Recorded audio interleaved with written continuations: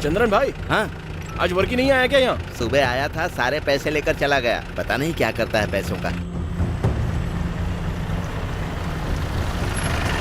अच्छा, हाँ। क्या वर्की यहाँ पर आया था? नहीं, इधर तो नहीं आया। अच्छा, हाँ बोलिए। जय कृष्णा, अचैन जी आपसे बात करना चाहते हैं, क्या उनको फोन दूं? हाँ दीजिए ना, दीजिए। हाँ, ये लीजिए। सुनो जय कृष्णा, तुम्हें पता है ना कि हम लड़के वालों से वादा कर चुके हैं। मैंने तुम पर भरोसा करके बात को आगे बढ़ाया था और अब मेरी चिंता दिन ब दिन बढ़ती जा रही है। अचैन जी आप चिंता मत कीजिए, मैं सब कुछ ठीक कर दूंगा। ठीक है, आपको बाद में कॉल करता हूँ।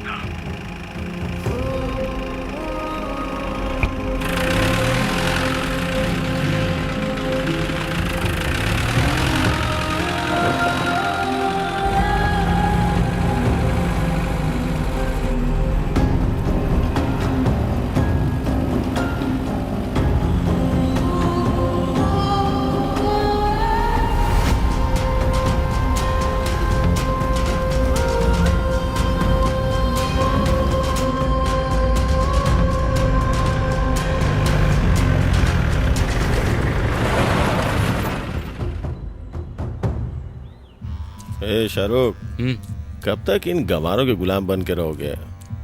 क्यों ना हम लोग शहर में स्पा शुरू करें? जितना पैसा चाहिए होगा मैं दूंगा। तुम अपना काम अच्छे से जानते ही हो, इसलिए हम पार्टनरशिप में डील करेंगे। नहीं भाई, जैसा चल रहा है चलने दो, मैं इसी में खुश हूँ।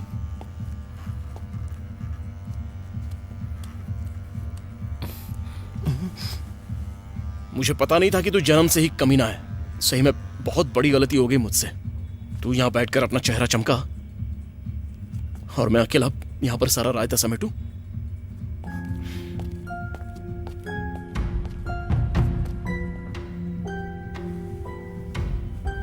आप धोखेबाज हो क्या? आप लोग कम से कम कुछ तो पैसों की व्यवस्था कर ही सकते हैं। ठीक है, हाँ मैं समझ गया, फिर भी अगर आप थोड़ा सा और प्रयास करें तो शायद। क्या मैं कल आपको फिर से कॉल करूं? हाँ ठीक है।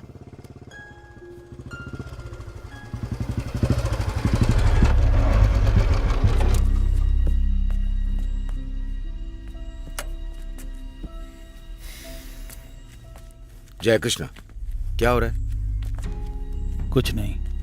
देखो, मुझे लगता है तुम्हारी समस्या का समाधान तभी होगा जब वो एक साथ ही सारे पैसे दे दे। हाँ, अब ये समस्या सिर्फ मेरी ही तो है ना। वो मैं तो कुछ भी मत बोला।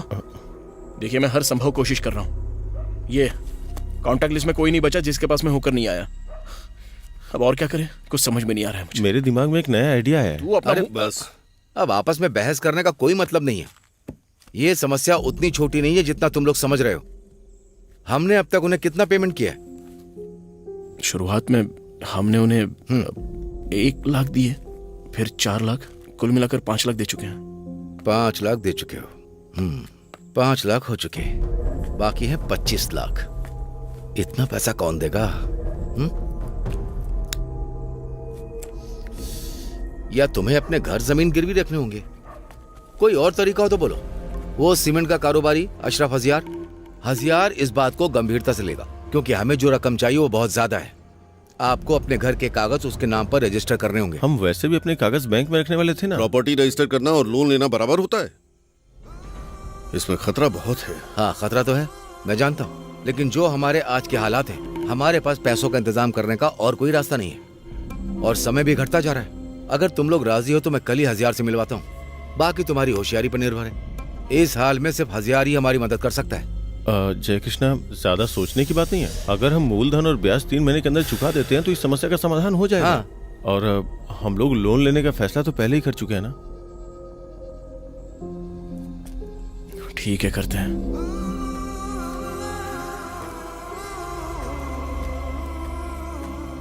तुमने खुद के लिए बड़ी समस्या पैदा कर ली है।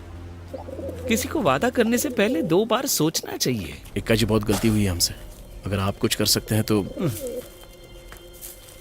तुम पैसों की उम्मीद से आए हो तो मेरे पास पैसे हैं, लेकिन ब्याज पर पैसा उधार देना और लेना मेरी आस्था के खिलाफ है। इसलिए इसमें मैं तुम्हारी कोई मदद नहीं कर सकता। ऐसा मत कहिए, हम बहुत ही मजबूर हैं, प्लीज हमारी मदद कीजिए। एक अजीब हम यहाँ बड़ी उम्मीद के साथ आए हैं, कृपया हमें खाली हाथ मत लौटाइए। आप अपने नाम से प्लॉट रजिस्टर करवाएं और पैसा मैं दूं? एक आप ही हैं जो इन्हें इस हालात से निकाल सकते हैं। एक लड़की की जिंदगी दांव पर लगी है और दिन पे दिन शादी का समय नजदीक आ रहा है। एक अजीब हमने जिस प्लॉट के बारे में बताया वो जय कृष्णन का है। आपको कोई समस्या नहीं आएगी, क्यों ना आप आके देख ले। हम उसे 3 महीने के अंदर वापस आपसे खरीद लेंगे। और तो और वो प्लॉट जितना पैसा आप हमें दे रहे हैं उससे दुगनी रेट का है। आप समझने की कोशिश कीजिए ना।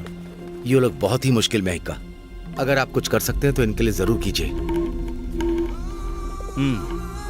मैं असर की नमाज अदा करके वहां आ जाऊंगा। हाँ। मैं उस जमीन को वहां देखूंगा जिस जमीन के बारे में आप लोग बात कर रहे हैं, और फिर सोचकर आपको बताऊंगा। इतना काफी है। लेकिन मुझ अकेले पर निर्भर मत रहना, अपनी कोशिश जारी रखना।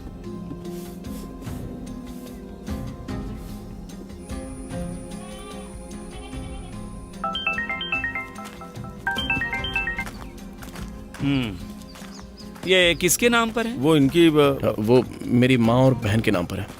मैं ब्याज पर तो पैसे नहीं देने वाला हूँ, पर जो कर सकता हूँ वो बताता हूँ। हाँ। मेरे पास इतना समय नहीं है कि पहले तुम्हारे नाम पर रजिस्टर करूँ, बाद में मेरे नाम पर। लेकिन ये आप कैसे कर सकते हैं? मैंने कहा ना, मेरे पास इतना समय नहीं है। अब आप लोग मजबूर हो, इसलिए मैं ये प्रॉपर्टी खरीद रहा हूँ। अगर आप प्रॉपर्टी खरीदना चाहते हैं तो जो जगह हमने खरीदी है वो एक बार देख के भी लेते हैं, जिसे हमने 1,75,000 के सेंट से खरीदा है। हम उसे सेम रेट पे दे देंगे। नहीं, ये नहीं हो पाएगा, क्योंकि मुझे जमीन खरीदने में दिलचस्पी नहीं है। तुम लोगों ने बोला, इसलिए मैंने मन बनाया और ये घर देखने के लिए आ गया। चाहिए तो बेच दो। देखो, आज से 5 दिन बाद उस लड़की की शादी है। अगर ये भी हाथ से चला गया तो कोई हमें दोबारा मिल पाएगा? ये हमारी आखिरी उम्मीद है, ये भूलना मत। वो जगह भी अच्छी है, देखिए। हाँ, मैं इस टेंशन को और नहीं संभाल सकता। अच्छा है वैसे। उसे बोलो कि मैं बेचने को तैयार हूँ। ठीक, मैं बात करता हूँ। इक्का, हाँ, वो बेचने के लिए राजी हो गया है। यहाँ आओ। इक्का, अब आप कीमत बोलिए। कीमत क्या बतानी है? जितनी उन्हें जरूरत है उतनी दूंगा। 25 लाख चाहिए थे ना उन्हें, दे दूंगा उतने। अगर तैयार हो तो बताओ, तुरंत ही रजिस्ट्रेशन कर सकते हैं। लेकिन इक्का, इस बारे में गौर से सोच लेना, मैं पूरा पैसा कैश में दूंगा। 25 लाख बहुत कम हो जाएगी। ये प्रॉपर्टी शहर के पास में है। हमें इसके 50 लाख बहुत आसानी से मिल सकते हैं। अरे वो तुम्हारी कीमत है, मैंने अपनी कीमत बता दी है। तुम्हें सही लगती है तो बता दो, मैं तुम्हें तुरंत पेमेंट करने के लिए तैयार हूँ। जल्दी फैसला करो, मुझे मस्जिद जाना है।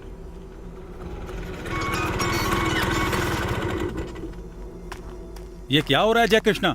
ये क्या ड्रामा शुरू कर दिया तुमने? तुम जैकब अचेन की पत्नी का फोन क्यों नहीं उठा रहे हो? वो लगातार मुझे तंग कर रही हैं। देखो, अभी भी उसी का कॉल आ रहा है। लो उठाओ और उससे बात करो। जय कृष्णा, तुम एक बीमार इंसान की परेशानी और बढ़ा रहे हो, इसे मत भूलो। ये जो भी चल रहा है वो सिर्फ तुम्हारे वादे की वजह से शुरू हुआ है। शादी में 1 हफ्ता भी नहीं बचा है। मैं शर्म से अपनी बेटी के सामने तक नहीं जा पा रही। अब तुम ही बताओ कि मैं यहाँ सबसे क्या कहूँ। मेरी वजह से शादी कैंसिल नहीं होगी।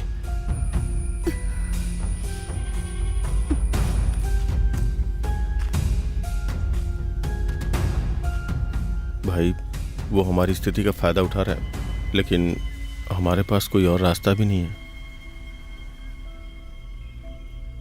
मैं इसे बेच दूंगा।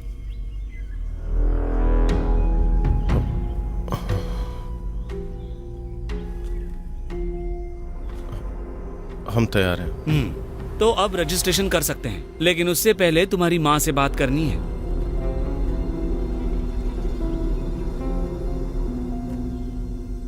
आप बात कर सकते हैं, लेकिन मेरी माँ को ये नहीं पता होना चाहिए कि किस कीमत में बेच रहे हैं।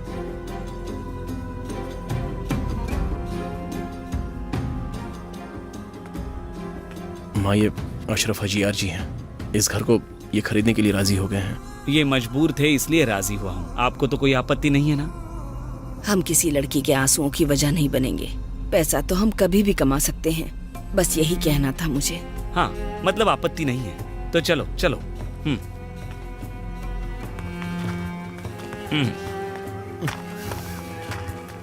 पेट्टा में एक वेंडर है जो एग्रीमेंट पेपर लिखता है। मैं जानता हूँ। हाँ, तो उसे जाकर घर के कागज दे दो। उसके बाद कल परसों जब भी समय मिले आ जाना। हाँ, चलो आइए, बैठिए। क्या तुम्हें टोकन मनी की जरूरत है? हाँ वो नहीं, आप पूरी रकम एक साथ हाँ दे तो सकते ठीक है। कहाँ पहुँच गई? आलूवा पहुंची हूँ। ट्रेन लेट थी क्या? हाँ ठीक है, जब कोई टाइम पहुँचना तो कॉल करना, मैं आ जाऊँगा। ठीक है। जय कृष्ण। हाँ।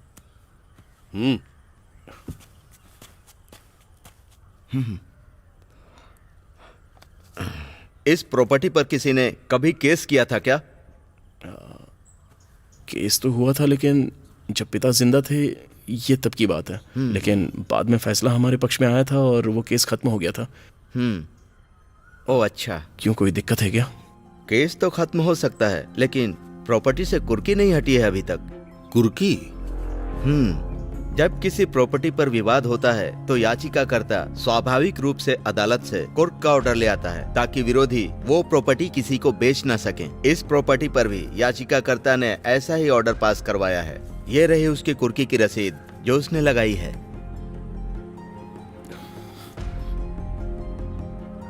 क्या आप किसी तरह इसे सुलझा नहीं सकते हो क्या सर?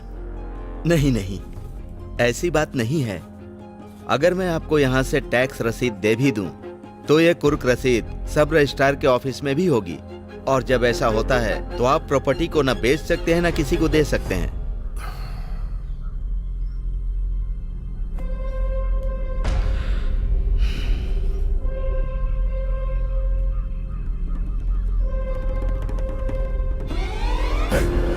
ये लो।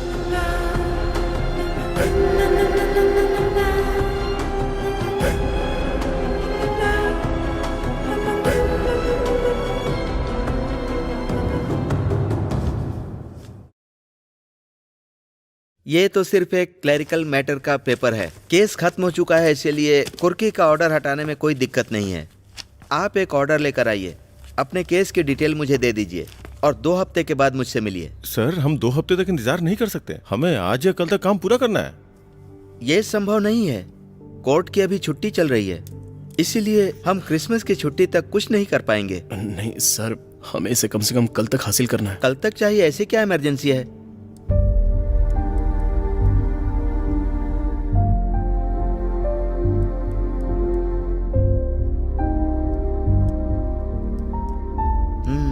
तो अब वेकेशन कोर्ट ही एकमात्र रास्ता है, लेकिन वहां सिर्फ इमरजेंसी केस ही हैंडल किए जाते हैं। आप जेम्स को मुंसिफ कोर्ट में बुलाइए और उनसे पूछताछ करवाइए। ठीक है सर। आपको इसमें खर्चा करना पड़ेगा। कोई प्रॉब्लम नहीं है सर, हम फंड की व्यवस्था कर लेंगे। सर, बस किसी तरह ये काम हो जाए तो। हमारी बात को कोर्ट में पहुंचाने वाला सिर्फ एक ही आदमी है, वो है जेम्स। आप उसे केस के डिटेल्स दे दीजिए, वो सब कुछ तैयार रखेगा। आप बेफिक्र रहिए। आरडीपी नेता मरुथी कद्दन के नेतृत्व में कलेक्ट्रेट मार्च 30 दिसंबर को होगा। इस सरकार के विरोध में सबको साथ में आना है। और कितनी देर लगेगी वहां पहुंचने में? जल्दी मत करो यार, बस पहुंचने ही वाले हैं। उन्हें फाइल के साथ बुला लीजिए। ओके?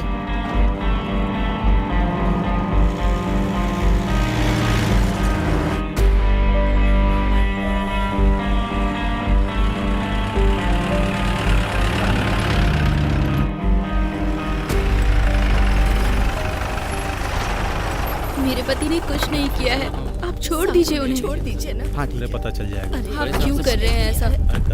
उन्हें बेल ही नहीं मिल रही है। हो जाएगा। वकील साहब, ऐसी कार्रवाई करिए, मुझे कुछ समझ में नहीं आ रहा। क्या हुआ भाई? वो सुपर फास्ट ड्राइवर है, उसने 2 दिन पहले ही ज्वाइन किया था। उसने फ्लैश लाइट जलाई और जज की कार के सामने ही चला दी। ये सब देख के जज साहब बहुत गुस्से में आ गए। सुबह से हम यहाँ इंतजार कर रहे हैं, अब तो शाम को ही जा पाएंगे। क्या हो रहा है? जज साहब प्यारे इंसान मालूम पड़ता है। नमस्ते। 05246/1998 मुंसिफ court एराटुपेट्टा। Your Honor, the degree is already been passed by the Honorable Municipal Court of Iratpeta. So, the attachment may be lifted, Your Honor. ये पुराना केस है ना, मुंसिफ कोर्ट से संपर्क करो। याचिकाकर्ता को अर्जेंट प्रॉपर्टी बेचनी है। वेकेशन कोर्ट ऐसे मामलों के लिए नहीं बनी है। कुर्की का मामला पास हुआ था ना, छुट्टी के बाद वहाँ से कुर्की हटवाने का आदेश प्राप्त कीजिए।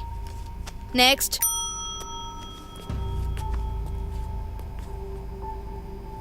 आपने अपनी बात ठीक से नहीं रखी वकील साहब। अगर आपने सही तरह समझाया होता तो जज साहिबा मान जाती। देखिए, लंबे डायलॉग